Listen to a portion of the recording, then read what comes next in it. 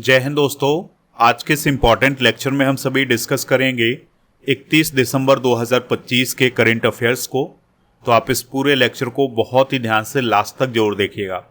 Last में आपसे एक क्वेश्चन पूछा जाएगा जिसका आंसर कमेंट बॉक्स में बताना है।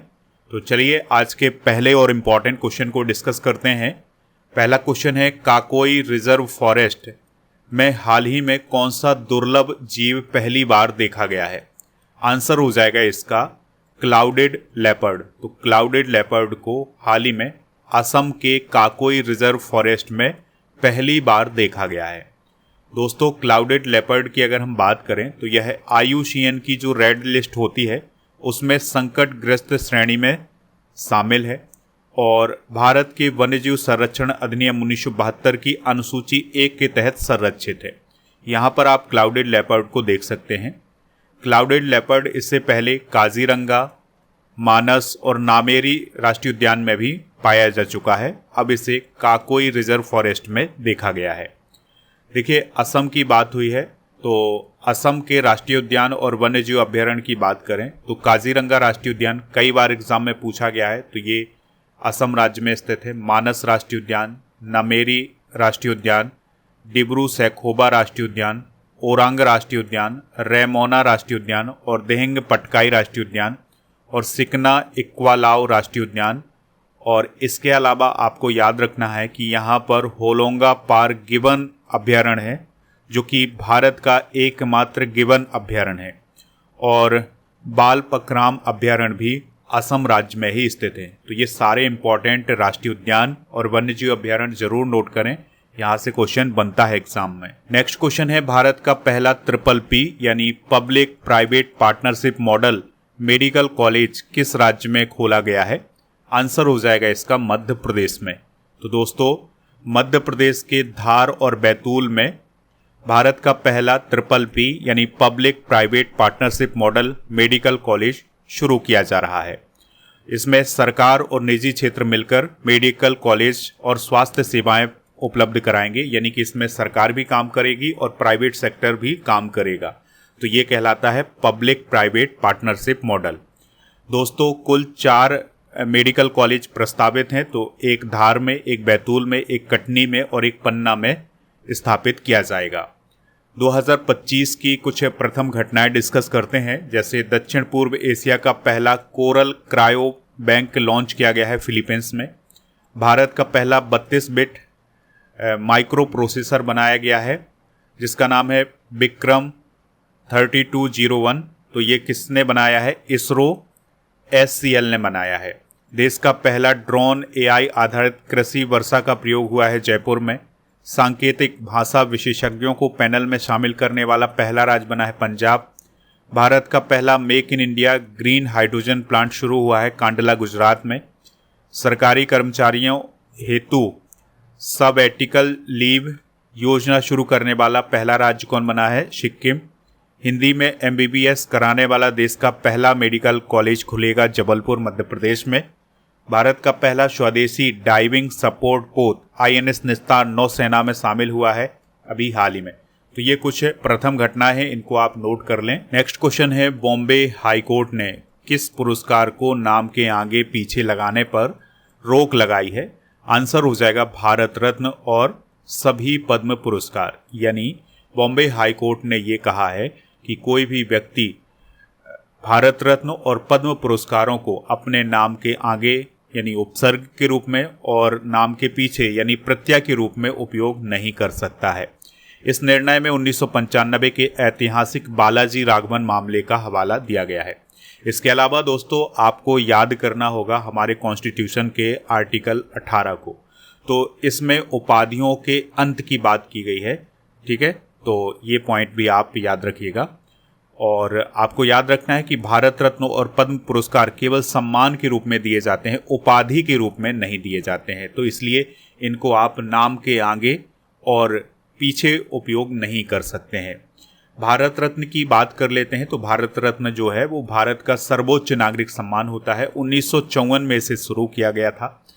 कला, साहित्य, विज्ञान, सार्वजनिक सेवा और खेल जैसे क्षेत्रों में असाधारण योगदान के लिए दिया जाता है। 2024 में 5 लोगों को ये दिया गया था। कर्पूरी ठाकुर, चौधरी चरण सिंह, MS स्वामीनाथन, PV नरसिम्हा राव और लाल कृष्ण आडवाणी। ठीक है, तो ये पॉइंट आप याद रखिएगा। पद्म विभूषण की बात करें तो ये असाधारण और विशिष्ट सेवा के लिए दिया जाता है। पद्म भूषण उच्च कोटि की विशिष्ट सेवा के लिए, और पद्मश्री किसी भी क्षेत्र में विशिष्ट सेवा के लिए। और जो पद्म पुरस्कार हैं इनकी शुरुआत भी 1954 में हुई थी। तो ये फैक्ट हैं, यहाँ से क्वेश्चन बनते हैं, तो इनको आप नोट कर लें।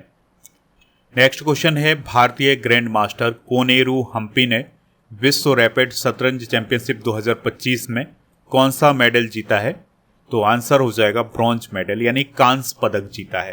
तो दोस्तों, आपसे यहाँ पर एक क्वेश्चन अलग से पूछा जा सकता है कि कोनेरू हम्पी का संबंध किस खेल से है? तो आप क्या बताएंगे? उनका संबंध चेस से है, यानी शतरंज से है। ठीक है, तो उन्होंने अभी हाल ही में विश्व रैपिड शतरंज चैंपियनशिप 2025 के अंदर ब्रॉन्ज मेडल हासिल किया है। यह प्रतियोगिता दोहा कतर में आयोजित की गई थी।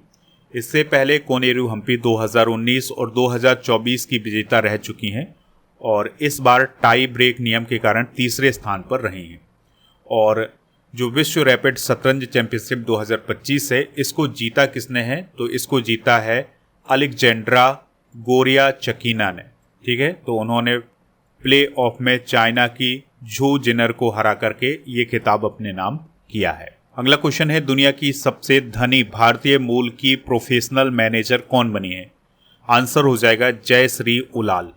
तो दोस्तों, जयश्री उलाल जो हैं वो दुनिया की सबसे धनी भारतीय मूल की प्रोफेशनल मैनेजर बनी है। तो जयश्री उलाल को हुरोन इंडिया रिच लिस्ट 2025 में विश्व स्तर पर सबसे धनी भारतीय पेशेवर प्रबंधक घोषित किया गया है। दोस्तों, वह अरिस्टा नेटवर्क की CEO हैं और उनकी कुल संपत्ति 50,170 करोड़ आंकी गई है। उन्होंने सुंदर पिचई जो कि गूगल के CEO हैं और सत्य नाडेला जो कि माइक्रोसॉफ्ट से संबंधित हैं, इनको भी पीछे छोड़ दिया है। ठीक है, तो आपको याद रखना है कि हुरोन इंडिया रिच लिस्ट 2025 के अंदर जयश्री उलाल को विश्व स्तर पर सबसे धनी भारतीय पेशेवर प्रबंधक घोषित किया गया है। नेक्स्ट क्वेश्चन है, किस देश ने अपनी पूर्वी सीमा पर multi layer anti drone wall बनाने की घोषणा की है? आंसर हो जाएगा पोलैंड। तो दोस्तों, यूरोपियन कंट्री है पोलैंड, तो उसने अपनी पूर्वी सीमा पर एक multi layer anti drone wall बनाने की घोषणा की है। यहाँ पर आप यूरोप का मैप देख पा रहे हैं, ये है पोलैंड, और इसके पड़ोसी देशों में अगर हम बात करें तो यूक्रेन, बेलारूस, लिथुआनिया है, और यहाँ पर ये पार्ट जो है ये रसिया का पार्ट है। ठीक है, तो पोलैंड ने अपनी पूर्वी सीमा को सुरक्षित करने के लिए multi layer anti drone wall बनाने की घोषणा हाल ही में की है। तो पोलैंड ने घोषणा की है कि वह अपनी पूर्वी सीमा पर $2.2 बिलियन की लागत से multi layer anti drone wall बनाएगा। इसका उद्देश्य होगा कि रूस और बेलारूस के बढ़ते ड्रोन खतरों का मुकाबला करना। यानी यहाँ पर आप देख सकते हैं ये बेलारूस है और ये रूस वाला हिस्सा है। तो यहाँ से सुरक्षा करने के लिए, यानी कि ड्रोन से सुरक्षा करने के लिए Poland multi layer anti drone wall बनाएगा। इसमें क्या होगा कि इसमें जामिंग सिस्टम होगा, मशीन गन होगी, तोपखाना होगा और मिसाइलें होंगी। ठीक है, इन सभी का इस्तेमाल इस multi layer anti drone wall में किया जाएगा। यूरोप में पहली बार इतनी बड़ी एंटी ड्रोन दीवार बनाई जा रही है। पोलैंड की बात करें तो यह यूरोपियन कंट्री है, वार्सा इसकी राजधानी है। करोल नब्रॉकी यहाँ के वर्तमान में राष्ट्रपति हैं, प्रधानमंत्री हैं डोनाल्ड टस्क। पड़ोसी देशों की बात करें तो जर्मनी, चेक Republic, Slovakia, Ukraine, Belarus, Lithuania और रूस इसके पड़ोसी देश हैं। नेक्स्ट क्वेश्चन है, किस देश ने ताइवान के आसपास जस्टिस मिशन 2025 शुरू किया है? आंसर हो जाएगा चाइना। तो चाइना ने हाल ही में एक सैन्य अभ्यास शुरू किया है जिसका नाम दिया है उसने जस्टिस मिशन 2025। यहाँ पर आप मैप में चाइना देख पा रहे हैं और ये है ताइवान। तो दोस्तों, चाइना ताइवान के लिए ये कहता है कि यह उसका पार्ट है, यानी कि चाइना ताइवान को अपना हिस्सा मानता है, लेकिन ताइवान जो है ये अपने आप को एक स्वतंत्र देश मानता है। वो कहता है कि हम चाइना का पार्ट नहीं है बल्कि हम एक स्वतंत्र देश हैं। ठीक है, तो चाइना ने ताइवान पर दबाव बनाने के लिए ये जस्टिस मिशन 2025 नामक सैन्य अभ्यास हाल ही में शुरू किया है। ठीक है, इसमें थल सेना, नौसेना, वायुसेना और रॉकेट फोर्स शामिल हैं। तो इसमें चाइना की थल सेना, नौसेना, वायुसेना और रॉकेट फोर्स ये सभी शामिल हैं। इस अभ्यास का उद्देश्य ये है कि ताइवान स्वतंत्रता समर्थक गतिविधियों और बाहरी हस्तक्षेप को रोकना। कारण क्या है? ताइवान को चाइना अपना अभिन्न हिस्सा मानता है और किसी भी स्वतंत्रता प्रयास को अलगाववादी गतिविधि कहता है। यह अभ्यास अमेरिका, जापान और अन्य बाहरी शक्तियों को सीधे संदेश देता है कि वे ताइवान की रक्षा में हस्तक्षेप न करें। ठीक है, इसके लिए चाइना ने ये जस्टिस मिशन 2025 नामक सैन्य अभ्यास हाल ही में शुरू किया है। यहाँ पर एक मिलिट्री एक्सरसाइज की बात हुई है, तो कुछ इंपॉर्टेंट मिलिट्री एक्सरसाइज डिस्कस करते हैं। युद्ध अभ्यास भारत अमेरिका समन्वय शक्ति भारतीय सेना द्वारा शुरू किया गया है। तो उल्ची फ्रीडम सील्ड सैन्य अभ्यास दक्षिण कोरिया और अमेरिका के बीच। नोमोडिक एलिफेंट भारत मंगोलिया। शक्ति अभ्यास भारत फ्रांस। धर्म गार्जियन भारत जापान। तीस्ता प्रहार भारतीय सेना। डस्टलेक अभ्यास Bharat Uzbekistan. Tiger Triumph Bharat America और इंद्र अभ्यास भारत रूस के बीच में हुआ है। अगला क्वेश्चन है, किस राज्य ने ई स्वास्थ्य संवाद डिजिटल प्लेटफॉर्म लॉन्च किया है? आंसर हो जाएगा राजस्थान। तो राजस्थान की गवर्नमेंट के द्वारा अभी हाल ही में ई स्वास्थ्य संवाद नाम का एक डिजिटल प्लेटफॉर्म लॉन्च किया गया है। तो दोस्तों, चिकित्सा शिक्षा विभाग में पारदर्शिता और बेहतर समन्वय के लिए ई स्वास्थ्य संवाद डिजिटल प्लेटफॉर्म राजस्थान सरकार के द्वारा शुरू किया गया है। तो इसके माध्यम से वीडियो कॉन्फ्रेंसिंग की जाएगी और नियमित संवाद किया जाएगा चिकित्सा शिक्षा विभाग से। ठीक है, इसका आयोजन सप्ताह में 2 बार होगा, मंगलवार और गुरुवार। इन बैठकों में जो भी निर्णय लिए जाएंगे उन सभी निर्णयों पर 72 घंटे के भीतर कार्रवाई की जाएगी। दोस्तों, राजस्थान की बात हुई है तो जयपुर इसकी कैपिटल है। राज्यपाल हैं हरि भाऊ बागड़े। चीफ मिनिस्टर हैं भजन लाल शर्मा जो कि बीजेपी के हैं। विधानसभा की 20 सीटें हैं, राज्यसभा की 10 सीटें, लोकसभा की यहाँ पर 25 सीटें हैं। राष्ट्रीय उद्यान की बात करें तो रणथंभौर, सरिस्कार और राष्ट्रीय मरु उद्यान, मुकुंदरा हिल्स और केवलादेव ये सभी नेशनल पार्क राजस्थान राज्य में है। नेक्स्ट क्वेश्चन है, शरद चंद्र पवार कृत्रिम बुद्धिमत्ता उत्कृष्टता केंद्र कहाँ स्थापित हुआ है? तो ये बारामती में स्थापित हुआ है जो कि महाराष्ट्र में है। ठीक है, आपने शरद पवार का नाम सुना होगा जो कि महाराष्ट्र के बहुत बड़े पॉलिटिशियन हैं। यहाँ पर आप उन्हें देख सकते हैं। तो उन्हीं के नाम पर शरद चंद्र पवार कृत्रिम बुद्धिमत्ता उत्कृष्टता केंद्र खोला गया है और इसका उद्घाटन किसने किया है? गौतम अडानी ने किया है। क्योंकि इस केंद्र के लिए फंडिंग किसके द्वारा की गई है? अडानी ग्रुप के द्वारा की गई है। तो इस केंद्र में छात्रों और जो प्रोफेशनल्स हैं उन्हें एआई, डेटा साइंस और मशीन लर्निंग जैसी तकनीकों में प्रशिक्षित किया जाएगा और इसके लिए फंडिंग किसने की है? अडानी समूह ने की है। तो ये सारे इंपॉर्टेंट पॉइंट आप नोट करें। कुछ और इंपॉर्टेंट करेंट अफेयर्स डिस्कस करते हैं। तो चेन्नई में भारत के पहले कृषि ड्रोन स्वदेशीकरण केंद्र का उद्घाटन किया गया था कुछ समय पहले। डीआरडीओ ने दिल्ली में उन्नत क्वांटम प्रौद्योगिकी अनुसंधान केंद्र का शुभारंभ किया है। भारत के पहले विश्व शांति केंद्र का गुरुग्राम में उद्घाटन किया गया है। धर्मेंद्र प्रधान ने संयुक्त अरब अमीरात में पहला विदेशी अटल नवाचार केंद्र का शुभारंभ किया है। उत्तर प्रदेश में दुनिया के पहले एशियाई किंग गिद्ध संरक्षण केंद्र का उद्घाटन किया गया है और इंडियन कोस्ट गार्ड ने तमिलनाडु के मंडपम में जलीय केंद्र का उद्घाटन किया है। तो ये कुछ और इंपॉर्टेंट करंट अफेयर्स हैं, इनको भी आप नोट कर लें। अगला क्वेश्चन है, खालिदा जिया किस देश की पहली महिला प्रधानमंत्री थी जिनका निधन हो गया है? आंसर हो जाएगा बांग्लादेश। तो बांग्लादेश की पहली महिला प्रधानमंत्री खालिदा जिया का हाल ही में निधन हुआ है 30 दिसंबर 2025 को। ठीक है, आपको याद रखना है कि वह बांग्लादेश नेशनलिस्ट पार्टी की अध्यक्ष थी। खालिदा जिया बांग्लादेश की पहली महिला प्रधानमंत्री थी। वो 1991 से 96, 2001 से 6 तक प्रधानमंत्री रही हैं। खालिदा जिया बांग्लादेश के पूर्व राष्ट्रपति और बीएनपी के संस्थापक जियाउर रहमान की पत्नी थी और अभी कुछ समय पहले ही जेल से बाहर आई थी। इन पर भ्रष्टाचार के आरोप लगे थे और इन आरोपों के कारण उन्हें जेल भी जाना पड़ा था। हाल ही में हुए निधन डिस्कस करते हैं। तो दोस्तों, धर्मेंद्र का निधन हुआ है जो कि एक अभिनेता थे। कुमारी कमला का निधन हुआ है, भरतनाट्यम नृत्यांगना थी। कामिनी कौशल का निधन हुआ है, अभिनेत्री थी। सुलक्षणा पंडित का निधन हुआ है, ये गायिका थी। जेम्स वॉटसन का निधन हुआ है, डीएनए के खोजकर्ता थे। मैनुअल फेड्रिक का निधन हुआ है, पूर्व भारतीय हॉकी खिलाड़ी थे। रामदरस मिश्रा का निधन हुआ है, ये साहित्यकार थे। सतीश शाह का निधन हुआ है, अभिनेता थे। महारानी शौरिकीत का निधन हुआ है, ये थाईलैंड की राजमाता थी। पीयूष पांडे जी का निधन हुआ है, जो कि पद्मश्री विजेता और महान एडमैन थे। तो दोस्तों, इस प्रकार से हमने आज के करंट अफेयर्स को डिस्कस कर लिया है। आप स्टडी करके ऐप को इंस्टॉल कर लें, जिसका लिंक डिस्क्रिप्शन बॉक्स में दिया गया है। तो यहाँ पर premium course, paid course, e book, test series, test pass, daily current affairs का टेस्ट और नोट्स, ये सभी मिल जाएगा। टेस्ट सीरीज वाले ऑप्शन पर आपको 12 महीने के करंट अफेयर्स की टेस्ट सीरीज, 10,000 से अधिक जीके जीएस के क्वेश्चन की test series, computer special test, daily current affairs का टेस्ट, करंट अफेयर्स का मॉक टेस्ट आपको यहाँ पर मिलेगा। ई बुक वाले सेक्शन पर आपको मंथली करंट अफेयर्स की ई बुक मिल जाएगी। इसके अलावा ईयरली करंट अफेयर्स की ई बुक भी आपको यहाँ पर मिलेगी। प्रीमियम कोर्स वाले ऑप्शन पर राजा गुप्ता सर का जो अर्जुन जीएस फाउंडेशन बैच है, ये मिल जाएगा। इसके अलावा मेरा भी लूसेंट जीके का जो फाउंडेशन बैच है, ये भी शुरू होने जा रहा है नए साल से। आप इसमें इनरोल कर लें, काफ़ी इम्पॉर्टेंट ये कोर्स होगा, ठीक है। तो इसको भी ज्वाइन कर लें। अगर आप राजा सर का कोर्स अभी खरीदना चाहते हैं तो उसके लिए आपको कूपन कोड यूज करना है ईयर एंड 500, तो आपको इसमें छूट मिल जाएगी। अभी 2025 का एंड चल रहा है, तो इसके कारण छूट दी गई है, तो इस पर आप इनरोल कर सकते हैं।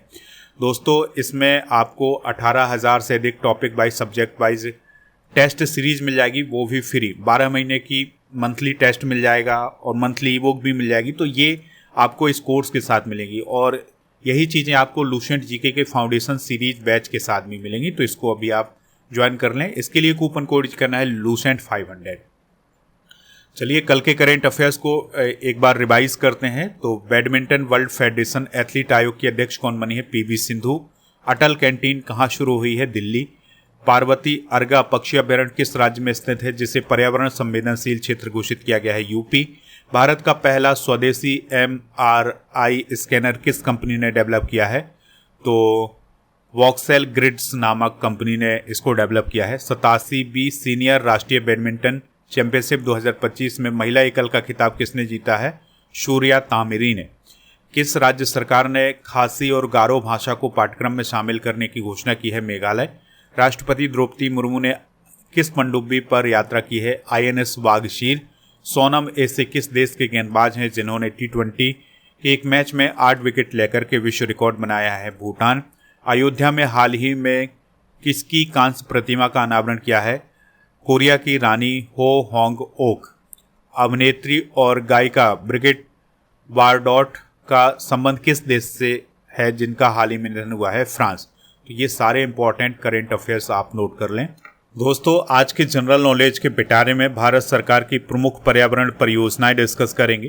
तो प्रोजेक्ट टाइगर 1973 में शुरू हुआ था, प्रोजेक्ट एलिफेंट 1992 में, क्रोकोडाइल कंजर्वेशन प्रोजेक्ट 1975 में, हंगुल संरक्षण परियोजना 1970 के दशक में, स्नो लेपर्ड प्रोजेक्ट 2009 में, गंगा एक्शन प्लान 1985 में, नमामि गंगे मिशन 2014 में, ग्रीन इंडिया मिशन 2011 में, राष्ट्रीय जैव विविधता कार्य योजना 2008 में और राष्ट्रीय हरित कोष की शुरुआत 2004 में हुई थी, ये लेकिन सक्रिय हुआ था 2009 से। तो दोस्तों, ये हैं भारत सरकार की प्रमुख पर्यावरण परियोजनाएं। कल के करंट अफेयर्स में आपसे पूछा गया था कि कार्लोस अल्कराज का संबंध किस कंट्री से है? तो उनका संबंध स्पेन से है। तो लगभग सभी लोगों ने इसका आंसर स्पेन बताया हुआ है। आज आपके लिए क्वेश्चन है, जलियांवाला बाग हत्याकांड कब हुआ था? जो भी इसका राइट आंसर हो कमेंट बॉक्स में हमें ज़रूर बताएं। स्टडी करके ऐप को इंस्टॉल कर लें, तो यहाँ पर आपको e book, PDF, test series ये सभी मिल जाएगा। अच्छा, जनवरी 2025 से लेकर दिसंबर 2025 तक की अगर आप मंथली करंट अफेयर्स की ई बुक प्राप्त करना चाहते हैं, उसका पैकेज प्राप्त करना चाहते हैं, तो उसके लिए आपको कूपन कोड यूज करना है पैकेज 100। तो आपको इसमें छूट मिल जाएगी। टेलीग्राम चैनल को ज्वाइन कर लें, जिसका नाम स्टडी कर ऑफिशियल है। जीके जीएस की ये सभी ई बुक आपको ऐप पर मिलेंगी। 1000 टॉपिक वाइज करंट अफेयर्स की पीडीएफ, 1000 स्टैटिक जीके की पीडीएफ आपको ऐप पर मिलेंगी। और स्टडी करके ऐप पर टेस्ट पास वाला ऑप्शन मिलेगा, जहां पर आपको 4000 से अधिक टेस्ट मिलेंगे 1 साल की वैलिडिटी के साथ।